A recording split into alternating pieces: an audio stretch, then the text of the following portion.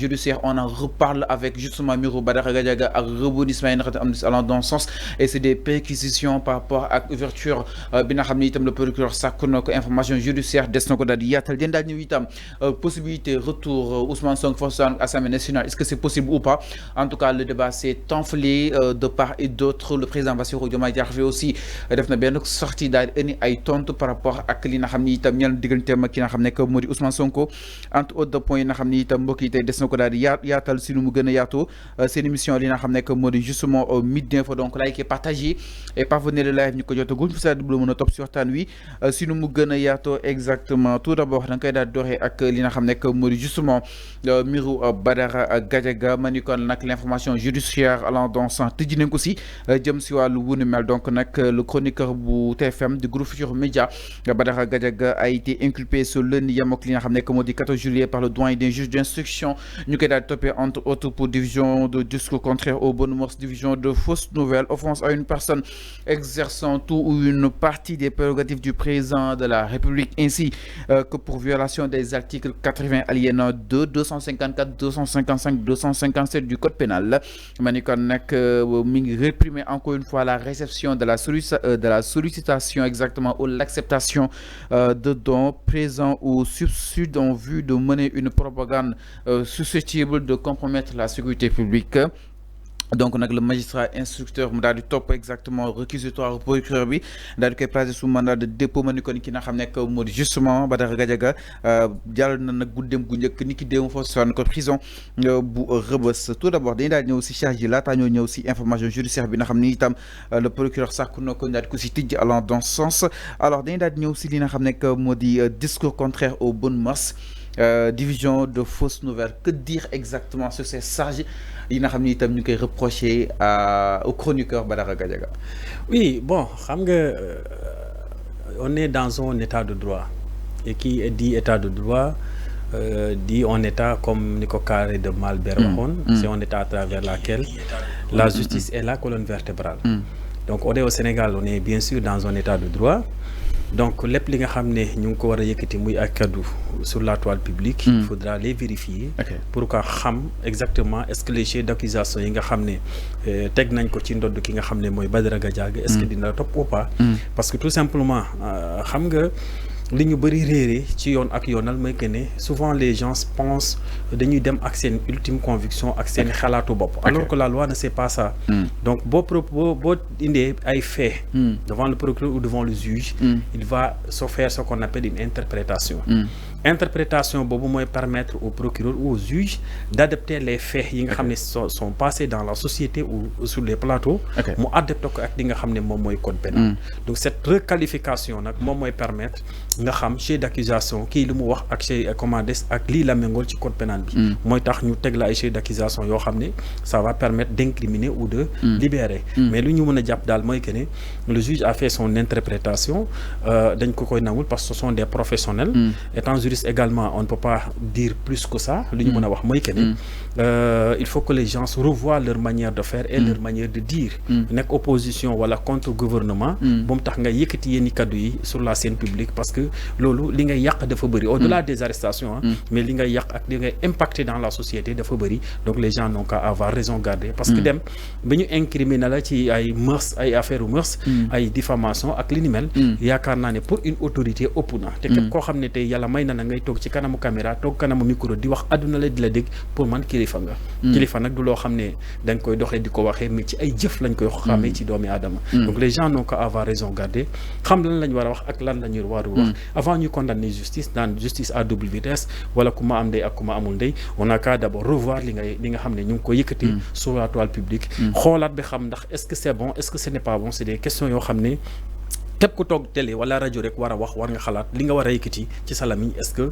baax na wala baaxul. Alors c'est le point de départ. Alors ay charges yu diis la nga jàpp ni division de fausses nouvelles ak discours contraire aux bonnes mœurs si kanamu yoon ak wàllu yoonal, waaye itam que risque ki nga xam ne moo di justement Badara Gadiaga en termes d'emprisonnement concrètement, Abdou? Oui, loolu ñu ko kii yëpp c'est dans le xam nga infraction en matière pénale, comment dire en droit autant pour moi, il y a trois types d'infractions, soit contravention, soit délit, soit crime. Mais li nga xam ne toppee nañ ko du contravention du crime mais plutôt délit la. Donc mën na am emprisonnant comment des 3 mois jusqu'à 5 ans. Donc avec une amende et ainsi de suite waxuma ne moom mooy am mais fourchette bi loolu la. Maintenant c'est au juge maintenant de voir effectivement li nga xam ne dañ ko koy toppee parce que boo déggee mandat de dépôt c'est pour poursuivre l'enquête pour xam effectivement est-ce que chef d'accusation yëpp def na ko wala defu ko wala boog est-ce que méngoo na code pénal bi wala méngoowul code pénal bi. bu fekkee ne méngoo na c'est au juge maintenant à travers son ultime conviction de voir effectivement ban sanction ngay teg ci ndodd kooku lii mais lépp lu ci mën a nekk rek mooy que ne dès l'instant que ñu arrêté la doyul ñu def la mandat de dépôt rek pour man sanction bi dugg na parce que tey mënul dem ci njabootam mënul doxi soxlam pour man ça c'est une sanction au départ donc lépp la ca tegu nag day nekk surplus de sanctions donc loolu yëpp c'est des choses à éviter mais quand même mën nañ jàpp rek ne il a comment dire li mu jàpp ne bu fekkee ne confirmé nañ ko day daal di commettre délit donc mën na tëdd 3 mois jusqu'à 5 ans. Alors sinon itam ñu si wax une information judiciaire allant dans ce sens. Quelle est la pertinence justement de cette information judiciaire quand on sait que ki nga xam ne que moo di justement Badara Gadiaga ñu ne li nga ko jàppee lii la wax moo tax daal di koy jàpp ñu jàpp ni ces avocats flagrant délit la ñi jàpp ni peut-être li nga xam ne que moo di institution bi est-ce que am na pertinence. oui am na fan la ko dossier bi di laajee. oui non am na pertinence xam nga lu tax mu am pertinence. xam nga ki nga xam ne moom mooy atte li muy am ci dossier bi.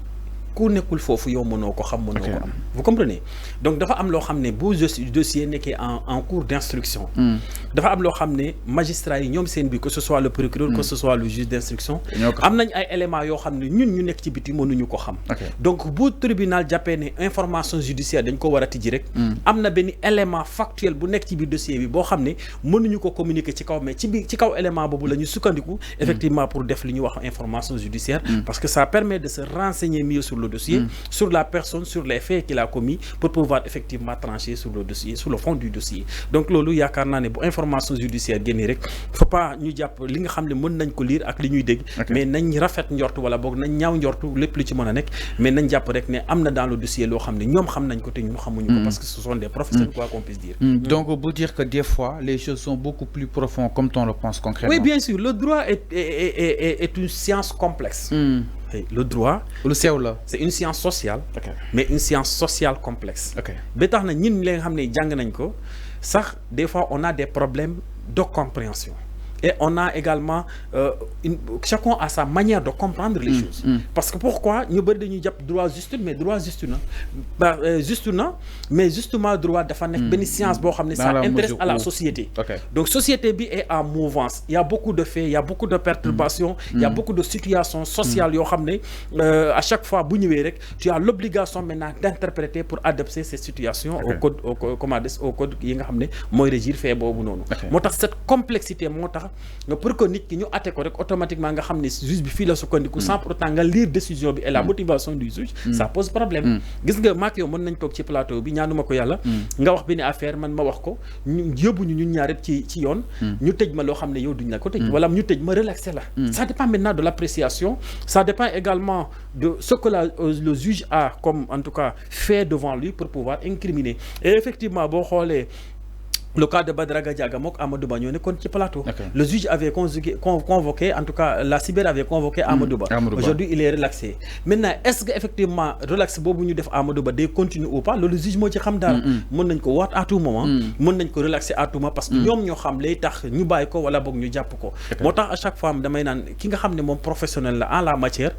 bu waxee wala mu jëfee rek yow mi nga xam ne tu es au non initié la war mooy que ne rek nga jàngataat ci lu mu wax. mais boo ci bëggee indi critique alors que le droit n'est pas comme on pense. n'est pas aussi facile comme ñu bëri ñu ko yaakaaree. mais c'est une science sociale aussi très complexe. moo waral li nga xam ne que moo di la pertinence de ces informations judiciaires concrètement. oui bien sûr parce que si ginnaaw amaan na leen loo xam ne tawul ne daal di war a mën a laxasu. oui bien sûr exemple kaw Badara Gadiaga bi ñëwaat nañ si ay transfert d'argent. oui bien sûr bien sûr. loolu laay wax en fait ñun xam nga du ñam kase sur l'affaire mais suñu trouvé si biir oui parce que ce soit le procureur que ce soit le juge d'instruction il ne communique pas eux ils communiquent à travers une décision te que décision génnagul. Vous comprenez? Okay. Donc pour décision génni daa am lu war mooy l'établissement de la preuve est la rançon du droit. Donc bu fekkee ne nag ñoom ñi nga xam ne ñoo war a trancher am na benn élément extranéité bu daanu ci dossier bi. dañuy naan tiens nañ xoolaat ba xam ndax kii lu mu doon wax ak lu mu doon def lii moo waraloon ces agissements. Tout ça le contour le juge va revoir le contour le pourquoi les agissements pour pouvoir trancher. bu fekkee ne nag génn na information judiciaire gis ne kii kat transaction qui yom sen n'ont rien à voir avec lu mu doon wax ak lu mu doon jëfe. Et effectivement ils vont relaxer. Ça n'a rien à voir. Ça ne veut pas dire ouvrir une information judiciaire ne veut pas dire pour autant que la personne sera incriminée. Non, c'est juste pour permettre aux juges de pouvoir donner une décision libre, une décision avec une ultime conviction, une décision boo xam ne dina am esprit libre parce que dina xam ne kat décision bi balaa ma koy rendre def naa le tour du dossier, j'ai enquêté, j'ai ouvert une information judiciaire, ce qui m'a permis d'avoir tel ou tel élément pour rendre ma décision. Alors, je pense que c'est mi ngi noonu exactement par rapport ak mbiru li nga xam ne moo di justement Badara Gadiaga, donc def nañ exactement le point sur les dernières conclusions par rapport ak wàllu wu ni mel mi ngi prison, donc tij nañ li nga xam ne moo di une information judiciaire allant dans ce sens. Alors tey moom vu que dañuy réviser un peu suñu ay cours sur le droit ànd see ki nga xam ne moo di le juriste Abdou Sarr moo tax ñu daal ñëw itam si benn ponk du code de la